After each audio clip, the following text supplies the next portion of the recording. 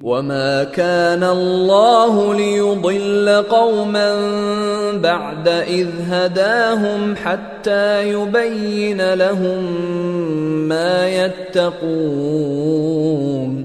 إن الله بكل شيء عليم إن الله له ملك السماوات والأرض يحيي ويميت وما لكم من دون الله من ولي ولا نصير. بسم الله الرحمن الرحيم. إن الحمد لله نحمده ونستعينه ونستغفره ونعوذ بالله من شرور أنفسنا ومن سيئات أعمالنا من يهده الله فلا مضل له ومن يضلل فلا هادي له. اللهم صل وسلم على نبينا وحبيبنا المصطفى محمد وعلى آله وصحبه ومن تبعهم بإحسان إلى يوم الدين. Amma ba'd. Kita melanjutkan kajian kitab Al-Mukhtasar fi Tafsir. Dan pada kali ini kita masih mengkaji surat Al-Isra juz ke-15. Kita akan memulai dari ayat 30 insyaallah sampai ke 32. Ya. Allah Subhanahu wa taala berfirman, Inna rabbaka yabsutu rizqa liman yasha'u wa yaqdir Innahu kana bi'ibadihi khabiran basira Wa la taqtulu awladakum khasyata imlaq Nahnu narzuquhum wa iyyakum Inna qatlahum kana khita'an kabira Wa la taqrabu zina innahu kana fahishatan wa sa'a sabila. Allah Ta'ala berfirman di ayat ke-30 ini, ya, berkaitan dengan bagaimana kekuasaan Allah Subhanahu wa Ta'ala mengenai pemberian rezeki. Kekuasaan Allah Ta'ala dari sisi keilmuan Allah yang maha sempurna, juga penglihatan Allah Ta'ala terhadap seluruh makhluknya yang maha sempurna. Qala Allah Ta'ala, Inna rabbaka yabsutu rizqa liman yasha' wa yaqdir. Sesungguhnya Rabbmu, coba dilihat Rabbmu, ya, yaitu Tuhanmu. Ketika disebut di sini Rabbaka bukan ilahaka, untuk menunjukkan bahwasanya Allah Ta'ala memiliki rububiyah yang sempurna. Dan konteks pembicaraan kali ini berkaitan dengan rizki. Allah Ta'ala lah Ar-Razzaq, Ar-Raziq, Al-Wahhab, Al-Mannan. Kesemuanya itu menunjukkan rububiyah Dia. Ya, maka disebutkan Inna Rabbaka, sesungguhnya Rabbmu, ya, Tuhanmu, yabsutu rizqa. Bahasa yabsutu di sini maknanya adalah membentangkan. Ya, maksudnya membentangkan apa? Sebagaimana dalam tafsirnya, ya, memperluas rizki liman yasha wa yaqdir, bagi orang yang dia kehendaki, dan juga wa yaqdir. Wa yaqdir yaitu wa yudayyiquhu, yaitu menyempitkannya. Urusan perluasan dan penyempitan rizki itu adalah urusan Allah Subhanahu wa Ta'ala. Dan kesemua dari perluasan atau penyempitan rizki itu bergantung kepada masyiatillah. Ya, bergantung kepada masyiatillah, yaitu bergantung kepada kehendak Allah Ta'ala. Makanya ada kata kalimat di sini liman yasha, dibentangkan pada orang-orang yang Allah kehendaki. Nah, ini menunjukkan banyaknya rizki seseorang itu bukan atas kehendak dia, yaitu kehendak orang tersebut. Dan sempitnya dia juga bukan karena kehendak dia, tetapi karena Allah Subhanahu wa Ta'ala lah yang membentangkan atau menyempitkannya. Innahu kana bi'ibadihi khabiran basira. Sesungguhnya Allah Ta'ala terhadap hamba-hambanya khabira.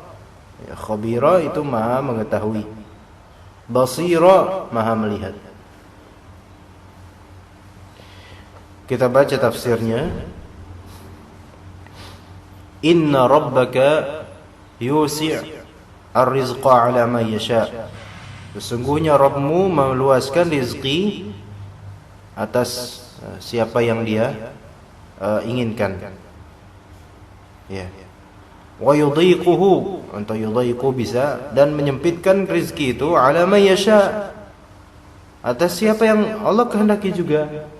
Tapi semua itu baik yuwassi' atau yudhiq, baik memperluas atau menyempitkan, itu li hikmatin balighah, untuk hikmah. Ada suatu hikmah yang kelak, yang mana hikmah ini paling maksimal. Sehingga ketika kita melihat orang lain memiliki keuangan yang jauh lebih tinggi, yang jauh lebih besar daripada kita, itu semua hikmah Allah, ada hikmahnya.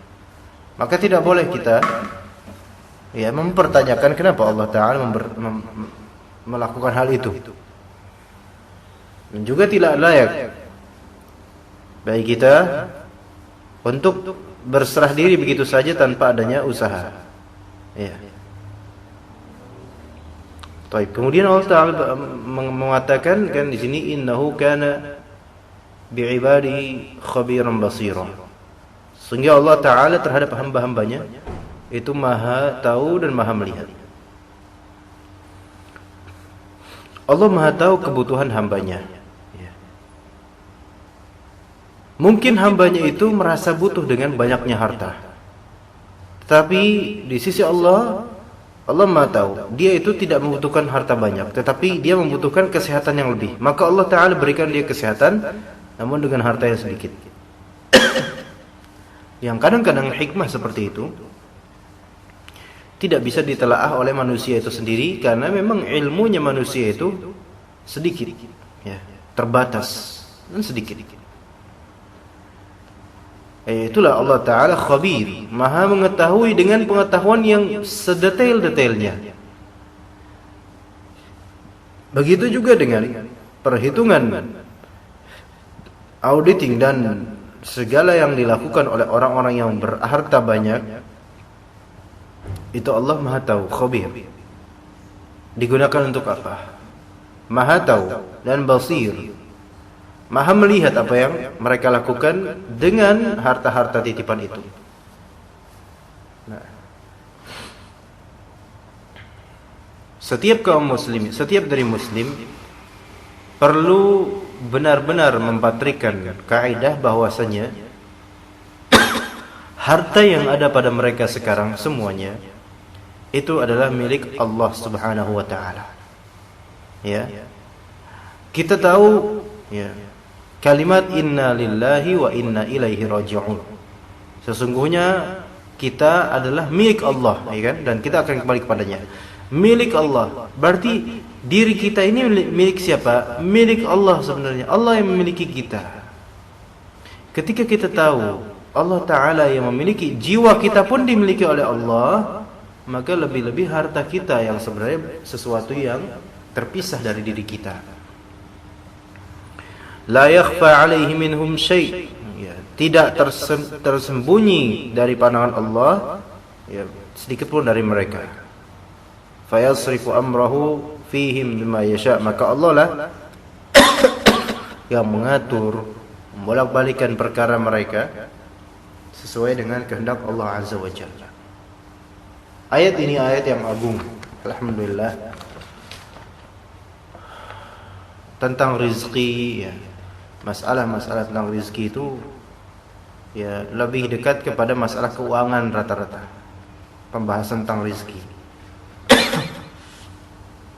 masalah keuangan, kekayaan, kemiskinan, ya.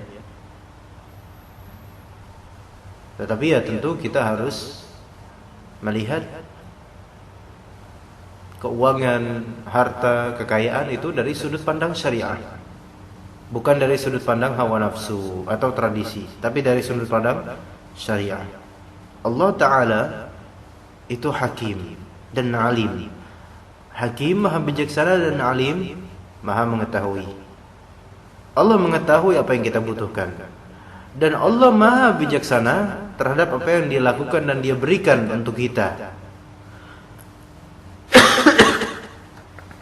Dikatakan dalam kitab Mawsu'atu Fiqhil Qulub karya Syekh Muhammad At-Tuwaijiri, arzaqul ibadi kulluhum biyadillah. Rizki hamba-hamba Allah, semua rizki itu semua di tangan Allah Ta'ala. Ya, berarti kalau di tangan Allah, maka yang mengaturnya adalah Allah Azza wa Jalla. Semua yang mengaturnya adalah Allah Azza wa Jalla, dari kadar-kadar terkecil, detail, komanya, persennya, semuanya Allah yang atur. Yaj'alu man yasha'u ghaniyan wa yaj'alu man yasha'u faqira. Allah Ta'ala menjadikan orang-orang yang dikehendakinya menjadi orang kaya, dan ada juga yang Allah kehendaki untuk menjadi orang fakir, miskin. Walau fi dzalika hikmah balighah. Dan dalam hal itu ada hikmah yang tinggi. Wa huwa subhanahu al-khabiru bima yastahiqqul ghina wa man yastahiqqul faqr. Allah Ta'ala itu maha mengetahui secara jelas, ya, siapakah yang lebih berhak untuk menjadi orang kaya dan siapa yang lebih berhak untuk menjadi orang fakir. Tapi perlu diingat ikhwah sekalian, ya, di antara manusia ada yang keadaannya dia akan hancur kalau kecuali dengan kekayaan. Yaitu ada orang-orang yang nggak bakal bisa hidup kecuali kalau dia kaya. Ya, kalau misalnya dia miskin, maka hancurlah keadaannya. Dan juga ada orang-orang yang tidak akan bisa hidup kecuali kalau dia miskin.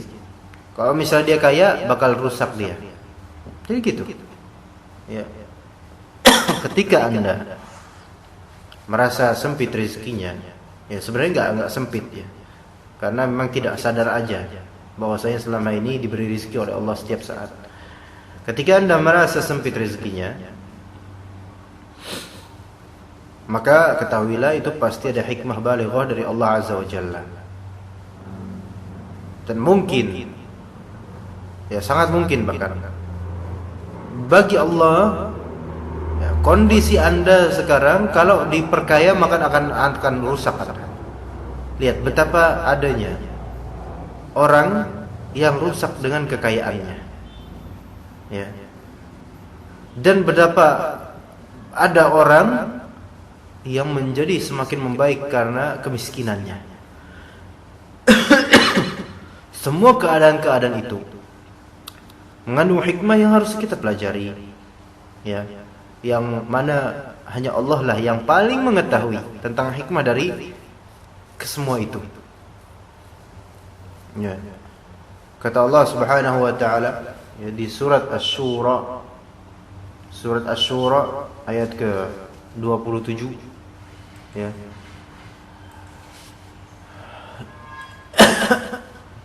Dikatakan oleh Allah Subhanahu wa Ta'ala, walau basatallahu rizqa li'ibadihi labaghaw fil ard walakin yunazzilu biqadarin ma yasha innahu bi'ibadihi khabirun basir.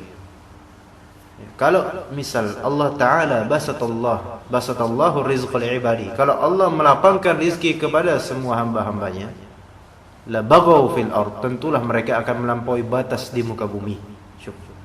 Seandainya kalau semua hamba Allah ini dijadikan kaya, ya, pasti bakal melampaui batas di muka bumi ini.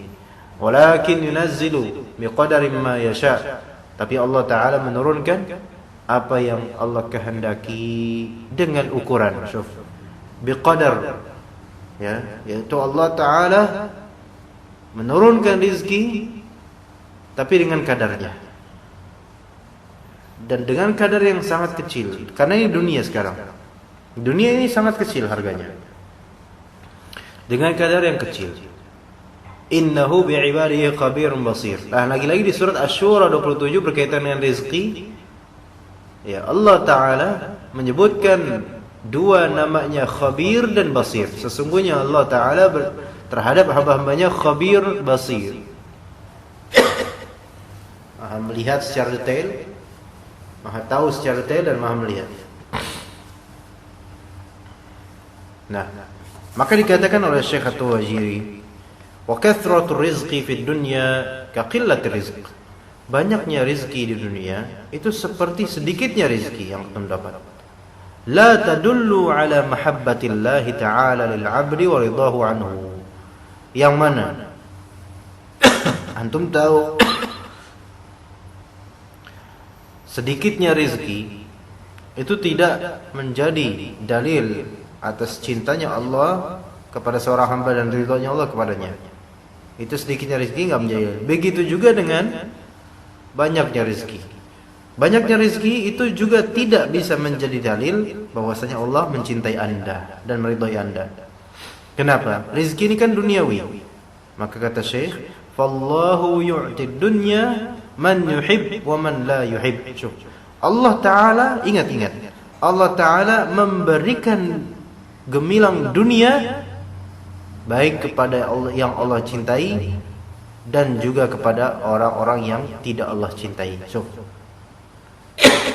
Berarti banyak sedikitnya rizki bukanlah, maksudnya rizki dunia ya, bukanlah barometer cintanya Allah kepada hamba tersebut. Walakinnahu la yu'tid dina illa man yuhib. Kalau tadi Allah memberikan dunia kepada siapa yang Dia cintai dan siapa yang tidak Dia cintai.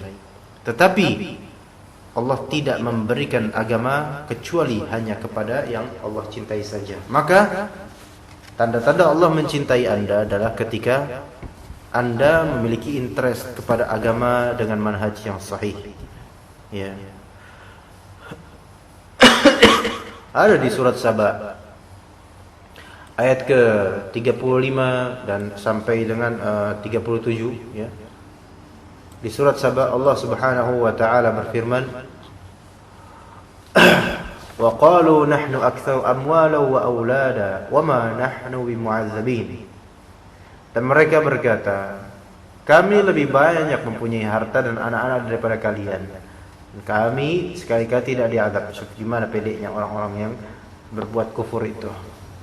Maka qul, katakanlah, hai Muhammad, inna rabbi yabsutur rizqa liman yasha'u wa yaqdir walakinna aktsarun nasi la ya'lamun. Katakanlah, sesungguhnya Rabbku ya meluaskan, melapangkan rezeki bagi yang Dia kehendaki dan juga menyempitkannya bagi siapa yang Dia kehendaki. Walakinna aktsarun nasi la ya'lamun. Tapi sayangnya mayoritas manusia tidak ngerti, tidak memahami hal itu. Kemudian wa ma amwalukum wala auladukum billati tuqarribukum indana zulfa illa man amana wa amila salihan fa ulaika lahum jazaa'ud dhi'fi bima 'amilu wa hum fil ghurfati aminun. Dan perhatikan, tidaklah amwalukum, harta-harta kalian, dan tidak juga auladukum, anak-anak kalian ya, yang mendekatkan kalian kepada kami sedikit pun, yaitu kepada Allah ya. Bukan harta atau bukan pula anak-anak yang akan mendekatkan kepada Allah, melainkan apa? Melainkan orang-orang man amana wa amila salihan, orang-orang yang beriman dan beramal saleh. Fa ulaika lahum jazaa'ud dhi'f. Bagi mereka ada ganjaran yang berlipat ganda. Disebabkan apa? Bima amilu, amalan mereka. Wa hum fil ghurfati aminun. Mereka berada di dalam tempat-tempat yang tinggi ya, dalam surga. Aminun, sentosa, tenang, damai, aman ya. Perhatikan di sini rizki ya.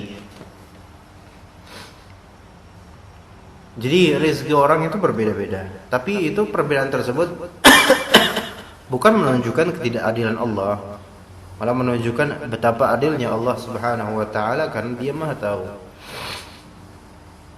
Nah, sekarang yang namanya himmah ya. Himmah itu keinginan, cita-cita ya, tumuh, itu adalah rizqun min Allah. Ternyata keinginan, spirit itu adalah rezeki dari Allah taala.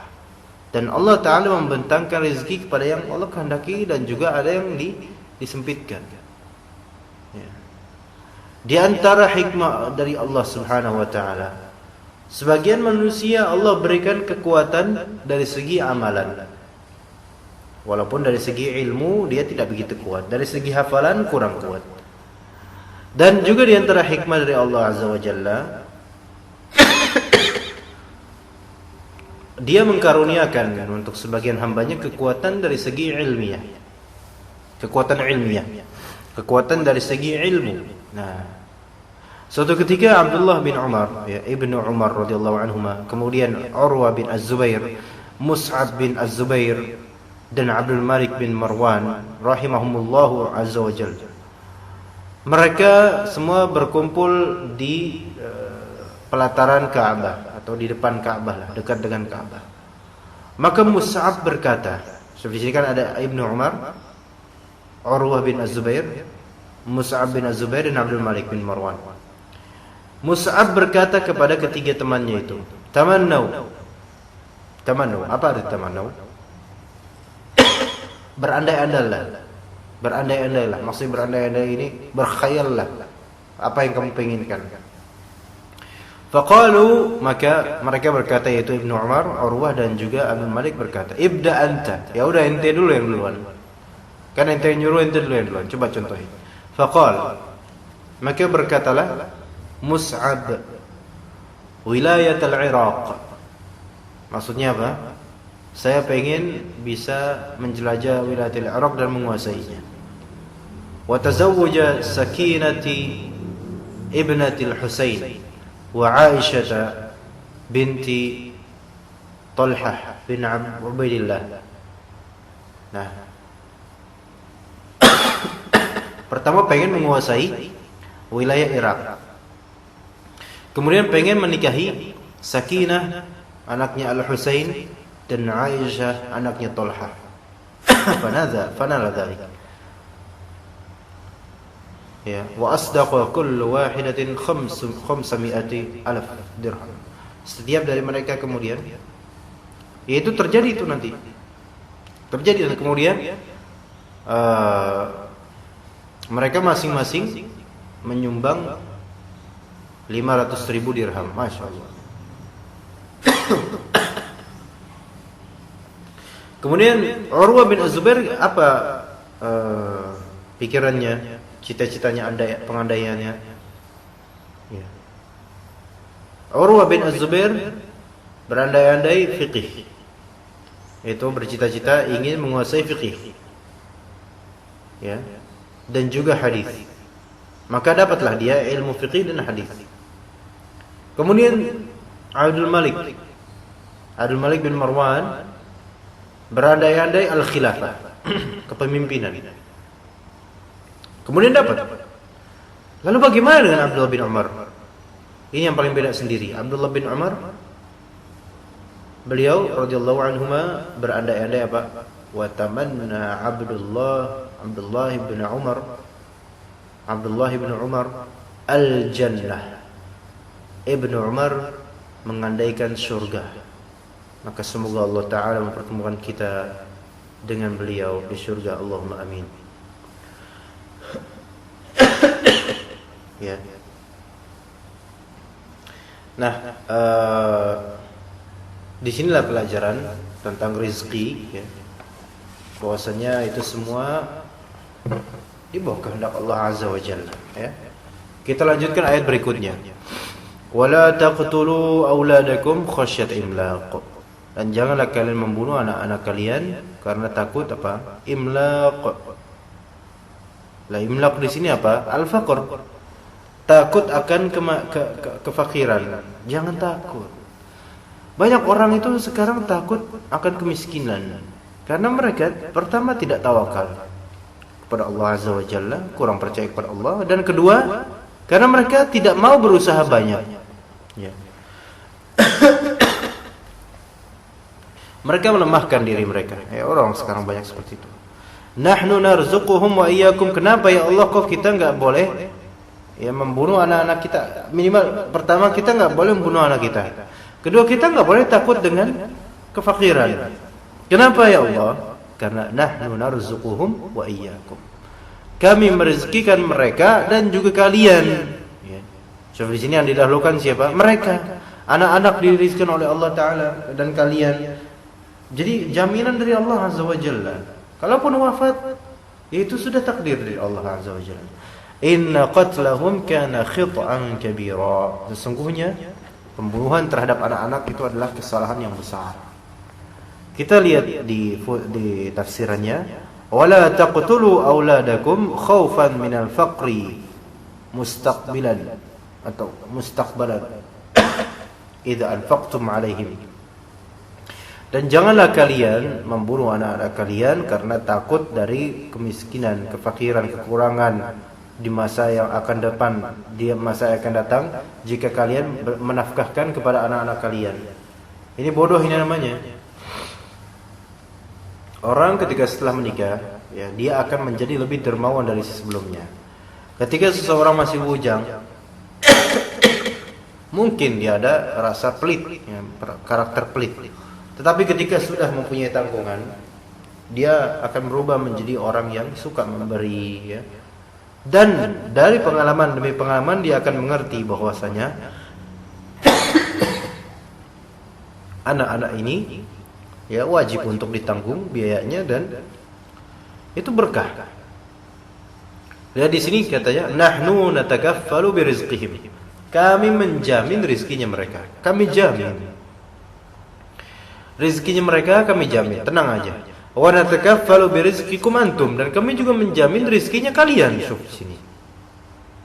Ya, jadi enggak ada di sini yang perlu dikhawatirkan.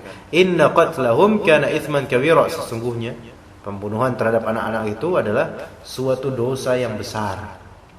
Idz la dzanba lahum. Karena tidak ada dosa dari anak-anak itu. Anak-anak itu anak-anak tak berdosa, maka kalian bunuh. Wala sababa yastaujibu qatlahum, dan tidak ada sebab untuk melazimkan pembunuhan terhadap mereka, enggak ada. Lalu kenapa dibunuh? Kenapa dibunuh? Sebenarnya ini karena masalah hati tentu saja. Karena masalah dia orang yang membunuh ini itu tidak bertawakal kepada Allah Azza wa Jalla. Nah, lihat di sini pelarangan dari Allah Azza wa Jalla ini berkaitan dengan konteks zaman ketika itu. Ya, kala itu ternyata yang namanya tahdidun nasl. Tahdidun nasl itu sudah ada. Apa itu tahdidun nasl? Tahdidun nasl itu program KB. Keluarga berencana yaitu membatasi keturunan. Ya, jadi yang namanya KB itu bukan fikrah jadidah. Yang namanya keluarga berencana untuk mengatur atau membatasi jumlah anggota keluarga atau keturunan itu bukan ide baru, tetapi sudah ada sejak zaman jahiliyah ketika itu. Tetapi proses yang dilakukan oleh orang-orang jahiliyah itu ada dua macam. Ya, untuk tahdidun nasl ada dua macam. Yang pertama, ya, membunuh anak-anak, ya. Yang kedua dengan cara azl. Azl itu mengeluarkan kemaluan laki-laki dari kemaluan perempuan ketika air maninya hampir keluar. Jadi air maninya dikeluarkan di luar kemaluan wanita. Ya, jadi tahdidun nasl pada zaman jahiliyah dulu, awal-awal Islam juga, itu ada dua cara, dengan cara membunuh dan dengan cara mengeluarkan air mani di luar vagina untuk mencegah terjadinya hamil. Yang parah yang pertama ini qatlul aulad, yaitu membunuh. Nah, ini yang dimaksud wala taqtulu auladakum khasyata imlaq. dahulu terjadi pembunuhan anak-anak. Ya. Nah, pembunuhan anak-anak ini ada dua cara. Imma dibunuh langsung ketika di dalam perut ibunya, imma dibunuh setelah dilahirkan. Imma dibunuh, ya, yang anak perempuan ya. Imma dibunuh di perut ibunya. Nah, kalau sekarang ya proses aborsi ya. Kalau sekarang proses aborsi ya. Atau setelah lahir ya. Kalau sekarang habis lahir, anaknya ditaruh di tong sampah misalnya, di tempat sepi. Itu sebenarnya disebabkan apa? Dulunya program apa? Program tahdidun nasl, membatasi keturunan. Nah, kalau sekarang yang terjadi bukan masalah membatasi keturunan, tapi membunuh anak-anak karena malu berzina, malu hasil dari zina. Nasallahu salam, naudzubillah. Itu yang pertama, yaitu dengan cara apa tadi? Membunuh anak-anak itu. Yang cara yang kedua dengan cara azal, penetrasi, yaitu kemaluan suami itu dikeluarkan dari kemaluan istrinya, ya, dan air maninya keluarnya di luar vagina. Nah, tentu yang pertama tadi telah Islam ingkari, walaupun yang kedua ini juga ada kemungkinan makruhnya, tapi tetap tidak haram. Nah, makanya yang pertama itulah kemudian turunlah ayat wala taqtulu auladakum khasyata imlaq nahnu narzuquhum wa iyyakum inna qatlahum kana khita'an kabira. Itulah yang kita bahas juga di surat Al-An'am ayat 140 ya. Allah Subhanahu wa taala berfirman, qad khasira alladhina qatalu auladahum safahan bighairi ilm wa harramu ma razaqahumullahu iftira'an 'ala Allah qad dhallu wa ma kanu muhtadin. Sangat rugi benar-benar, sungguh sangat rugi orang-orang yang qatalu auladahum, orang-orang yang membunuh anak-anak mereka safahan bighairi ilm, karena kebodohan. Ya, safah karena kebodohan. Ya, bighairi ilm, tidak mengetahui juga. Wa harramu ma razaqahumullah, dan mereka mengharamkan apa yang telah Allah rizkikan. Mengharamkan apa yang telah Allah rizkikan kepada mereka. Iftira'an 'ala Allah. Ya, itu hal-hal semacam itu karena mengada-gadakan terhadap Allah Azza wa Jalla. Ala kulli hal di sini karena mereka ada anggapan yang buruk tentang Allah, ada anggapan dalam keagamaan mereka. Qad dhallu wa ma kanu muhtadin, mereka sudah tersesat dan tidaklah mereka mendapatkan petunjuk. Nah, inilah orang-orang yang bodoh yang membunuh anak-anaknya karena apa? Karena takut miskin. Ini karena materialistis. Ya. Mereka tidak mengenal agama dengan baik, pemetaannya rusak. Padahal ada sebab-sebab datangnya rezeki dari Allah Azza wa Jalla. Ya. Mereka mengira bahwasanya meminimalisir jumlah anak itu adalah sebab kekayaan. Enggak. Kalau mau kayak gitu, kenapa enggak sekalian melarang orang-orang untuk menikah? Kenapa? Kalau menikah nanti kan kamu miskin. Karena kalau menikah kamu harus nanggung double. Sedangkan kalau kamu bujang selamanya, kamu bisa makan sendiri semua uangmu. Mana lebih enak? Ya secara logika orang bodoh ya lebih enak sendirian selamanya. Karena apa? Karena bakal bisa meraup semua hartanya sendiri. Adapun kalau misalnya ada istri, ya apalagi nanti ada anak, waduh dibagi-bagi itu. Sungguh itu pemikiran yang jauh sekali salah. Dan orang-orang yang berpikir seperti itu pun mereka tetap aja punya istri, ya karena emang nggak bisa ditahan, ya nggak bisa dibendung. Dan syaitan ini akan selalu mentazin, yaitu selalu selalu mempesonakan, ya, mengumbar dan mengindah-indahkan pemikiran seperti ini, ya. Sehingga lahir kemudian pernyataan dari sebagian dari orang barat, bahwasanya bumi ini akan semakin sempit. Kenapa? Karena kebanyakan penduduk di masa depan ini. Allah, ini sebenarnya kebodohan. Enggak. Inna ardallahi wasi'ah. Inna ardi wasi'ah. Sesungguhnya bumi ini luas. Cukup luas buat manusia, itu enggak bakal kemenuhan penduduk, enggak. Masih banyak hutan, masih banyak lah. Ya. Itulah kata Allah Ta'ala, asy-syaitanu ya'idukumul faqra wa ya'murukum bil fahsya. Syaitan itu hanyalah apa? Menjanjikan kefakiran. Ya, udah dibunuh anaknya, ya tetap aja bis itu miskin kok. Dan juga memerintahkan kepada kalian sesuatu yang keji, seperti membunuh anaknya sendiri, aborsi, ya. Begitulah. Jadi surat yang lainnya, ya, Allah Ta'ala juga berfirman, wa kadzalika zayyana likatsirin minal musyrikin qatla auladihim syuraka'uhum liyurduhum wa liyalbisu 'alaihim dinahum. Jadi syaitan ini menghiasi pikiran orang-orang musyrikin agar mereka membunuh anak-anak mereka. Na'udzubillah. Kita lanjutkan ayat terakhir yang kita bahas. Wala taqrabu zina innahu kana fahishatan wa sa'a sabila. Dan janganlah kalian mendekati zina.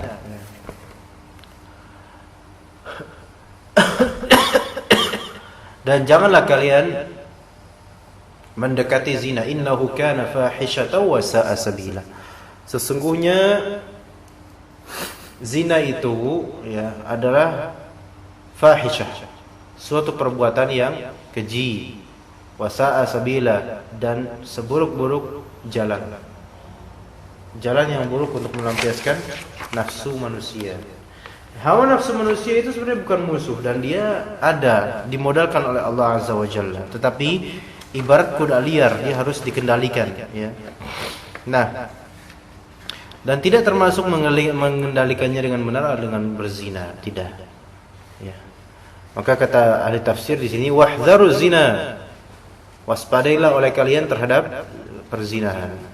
Wa tajannabu ma yushajji'u alaihi, dan jauhilah apa yang memotivasi Anda untuk berbuat zina. Ya, misalnya di media sosial terutama, ya.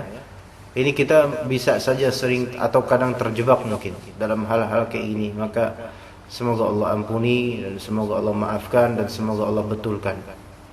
Innahu kana mutanahiyan fil qubh. Sungguh ini yang namanya zina, ini udah benar-benar paling puncak, ya, kejelekan. Wa sa'a tariqan lima yu'addihi min ikhtilatil ansab. Seburuk-buruk cara untuk melampiaskan nafsu, karena akan berakibat apa? Apa akibatnya? Ikhtilat al-ansab, bercampur baurnya nasab-nasab. Ya, kalau misalnya satu perempuan itu udah berzina, naudzubillah, sama 3 laki-laki. Ntar ketika hamil, kalau diaborsikan sama dengan membunuh bayi. Kalau dia selesai jebrot lahir gitu, kemudian dia bunuh, berarti pembunuh orang, pembunuh bayi. Berarti kan didiemin. Nah, sekarang anaknya ini anak siapa? Karena yang sudah masuk kepadanya itu lebih dari 2 orang, lebih dari 1 orang. Lalu siapa lagi nih? Anak siapa nih? Dan juga zina adalah cara yang akan berkonsekuensi azab Allah nantinya, menyebabkan adanya azab Allah. Fana'udzubillah. Nasallahu alaihi. Ya. Kita dilarang untuk berbuat apa? Berbuat zina. Dan di sini kalimat wala taqrabuz zina, jangan kalian dekati zina itu. Berarti mendekati aja jangan didekati.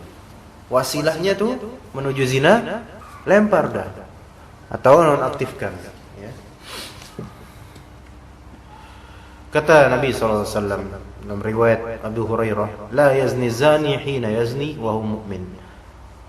Tidaklah seorang pezina ketika berzina dia mukmin. Maksudnya ketika dia berzina, melakukan itu, dia sedang melepaskan tali Islamnya. Selesai berzina, kembali Islam lagi. Na'udzubillah kalau misalnya dia wafat dalam keadaan berzina. Wala yasriqu as-sariqu hina yasriqu wa huwa mu'min. Dan seorang yang mencuri tidaklah dia mencuri dalam keadaan beriman. Wala yashrabul khamra hina yashrabuha wa huwa mu'min. Dan tidak pula orang yang minum khamar ketika dia meminumnya dia sedang dalam kondisi beriman. Enggak. Ya.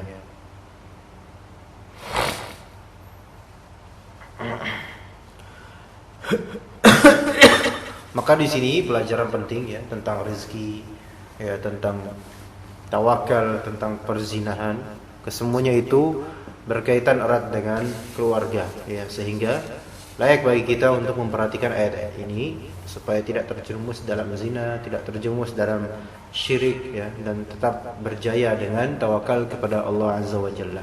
Kita cukupkan insyaallah kajian tafsir juz 15 kali ini.